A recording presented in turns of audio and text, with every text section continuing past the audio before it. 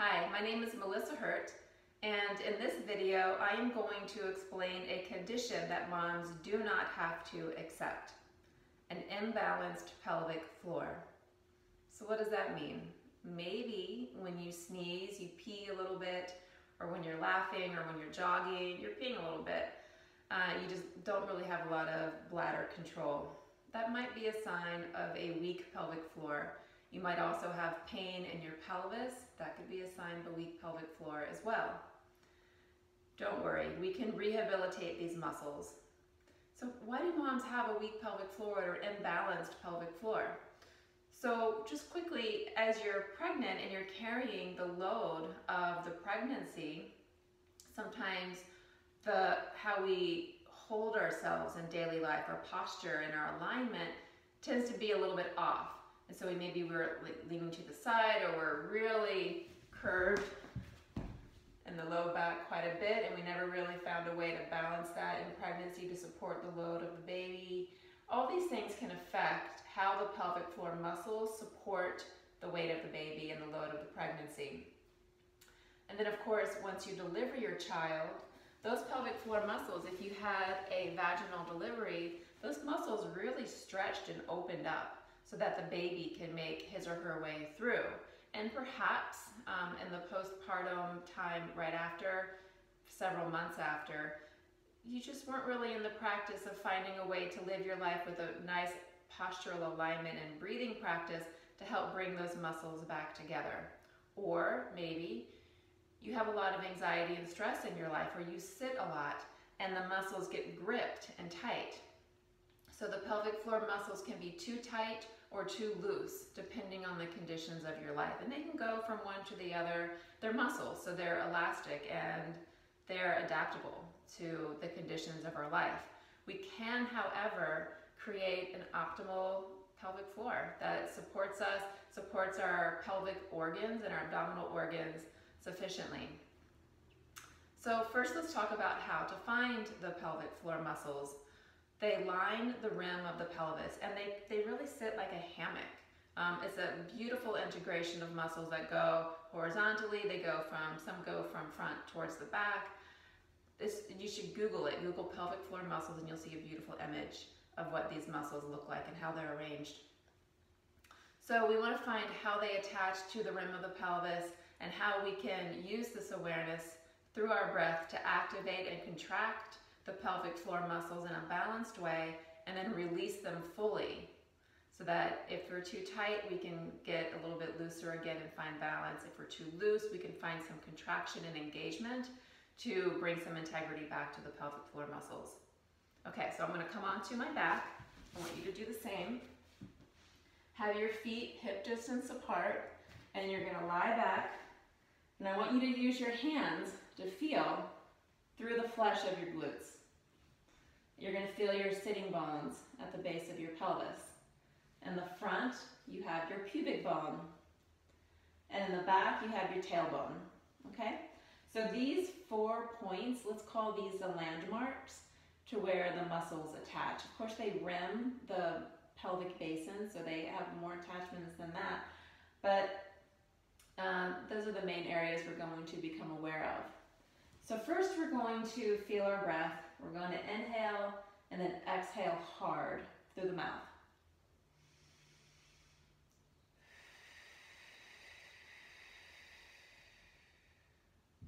Again.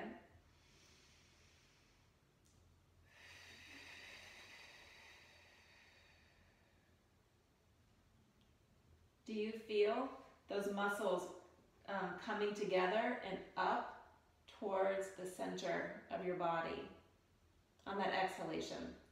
Those are the pelvic floor muscles. The reason why they move in and up on your exhalation, I'm going to roll to my side to explain this and come up.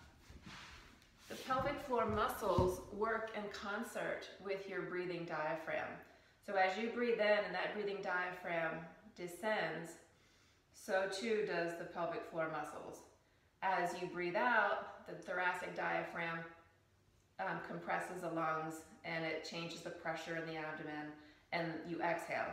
Well, as that muscle goes up, so too does the pelvic floor muscle. So they kind of dance together. Inhale, exhale. Inhale, exhale. That's why it is so important to have a natural, relaxed breathing practice for your everyday life. If you are a chest breather or if you're tense, that may be why your pelvic floor is having a hard time coming back to balance.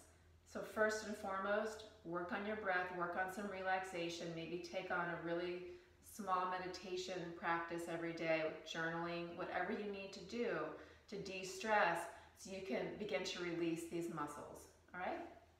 Now, let's come back onto the floor. Notice I'm not twisting because a lot of moms may also have diastasis recti. You should look at that video to see a little more about that. I want to keep my shoulders and hips in line with each other as I move. So I'm going to lie back down. And I'm just feeling the natural curves of my spine. I'm going to just breathe naturally. And then as I exhale, I want to imagine that the space between my pubic bone and my tailbone are coming together and up. Then I'll breathe in naturally, and now I'm going to imagine that my left and right sitting bone are going to come together and up towards the center core of my body. So this is more of an awareness exercise to feel and get to know your pelvic floor. But over time, through that awareness and through that actual engagement through your breath, you will feel these muscles move. So then once you begin to feel those 4 quadrants working together, we're going to inhale and exhale, drawing all 4 areas in and up consciously. And then inhale, release them fully as you inhale. Don't hold anything. And as you exhale, draw them in and up. Okay? So once I feel that, I'm just going to rock the pelvis 5 times, just going towards my tailbone and then up towards the top of the back of my pelvis, kind of flattening out the low back spine to my mat. We're just going to release these muscles with some pelvic tilts. We'll be using pelvic tilts a bit later as a daily exercise, so this is a nice practice to do every day. Okay, I'm going to come back to a neutral spine. I'm going to inhale, and this time I'm going to exhale on an S consonant. It's a bit of friction that's going to make my muscles work a little bit more. All right, so I'm going to inhale.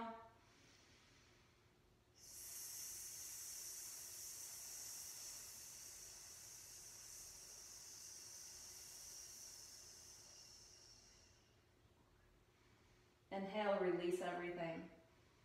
Exhale.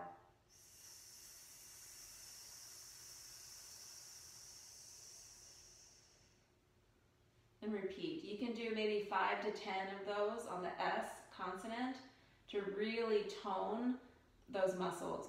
As you get more advanced in this practice, you can start adding an F. So go from S as in Sam to F as in Frank, which has more friction. And then you can go from F as in Frank to V as in Victor.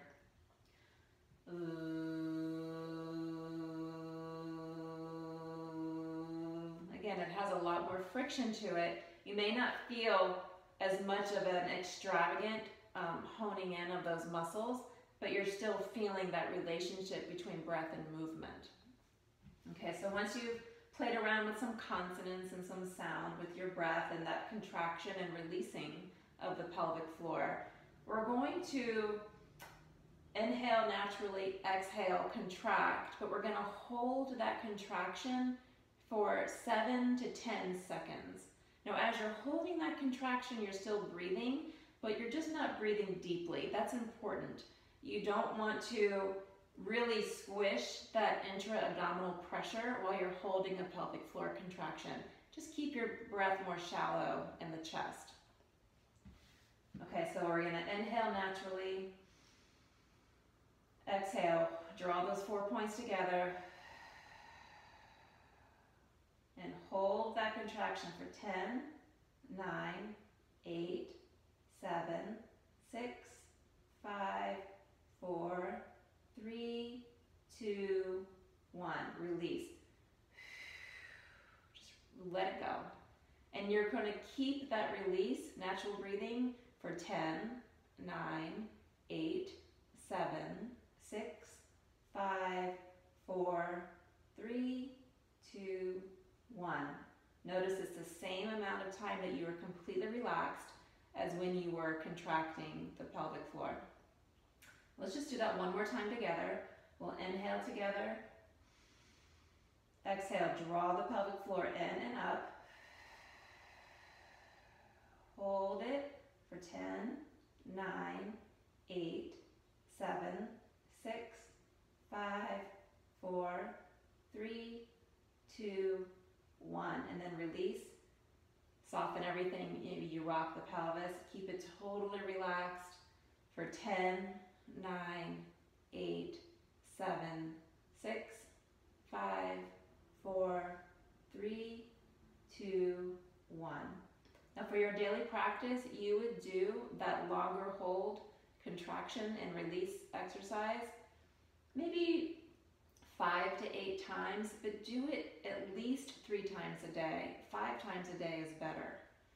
Now after you do the long hold contraction, you're going to do short pulses. Now in these pulses, I'm going to use my hand to demonstrate. You're contracting, releasing, contracting, releasing, contracting, releasing, quick. And what that's doing is training those muscle fibers to get back those short twitches. That's natural for them. So I'm just going to use my hand. We're going to do maybe 5 pulses. 5, 4, 3, 2, 1. And then release. Keep that relaxation again for 5, 4, 3, 2, 1. So again, just to recap, you'll do the contractions where you're holding it for 7 to 10 seconds and then releasing it for 7 to 10 seconds. Do that, about 5 times, 3 to 5 times a day. But after you do the long hold contractions, do the short pulses, about 5 of them, a set of 5 at the same time, 3 to 5 times a day. So now let's just take that into one more exercise that you can do every day, and that's pelvic tilts. But now we're going to add the pelvic floor contraction and release with the breath, okay? So again, I've got my feet a nice comfortable hip distance apart. As I inhale, I'm going to let the tailbone point downward towards the mat. There's a nice space here between my low back and the mat. Inhale, exhale, tailbone points towards the hollows of the knees. I am contracting my pelvic floor, not so much squeezing my glutes, but contracting the pelvic floor. And then exhale. Inhale, release. Exhale. Inhale, release. Exhale. Contract. Okay? So maybe 8 to 10 of these pelvic tilts where I'm inhale, releasing, exhale, contracting. And I'm synchronizing movement with my breath, which is how the pelvic floor works for us every day. And then lastly, I want to say that as you're doing your pelvic floor contractions and releases, please be kind to yourself, be patient. Maybe you don't have full awareness of the whole area of the pelvic floor. It will come.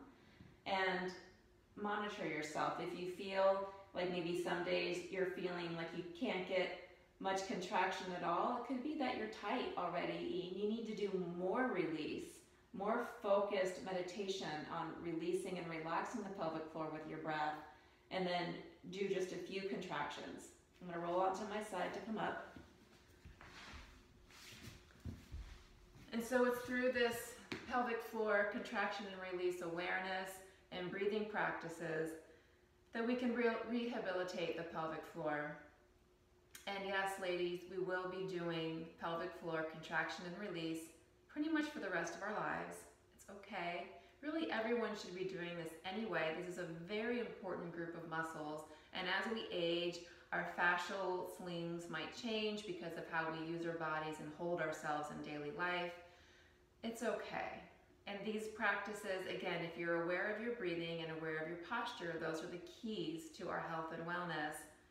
It will come to you very naturally. You can do these contractions and releases while you're sitting at a stoplight if you want to. If you're sitting, as I'm sitting up right now, you can still feel those 4 quadrants moving in and up to contract. Exhale, release. You could do it sitting. You could do it while you're waiting at the doctor's office. Nobody knows you're doing it. No one knows. So just do it. And enjoy it. It's part of your health. You have a right to feel well. And if you enjoyed this video, please subscribe to my channel. Please share this with your friends, your family, anyone who you know might have a little bit of pee when they sneeze or laugh or jump. It's natural, but we can fix that. Please consider opting into my newsletter that I send out every month on melissahurt.com. I send all kinds of useful tips to help you along.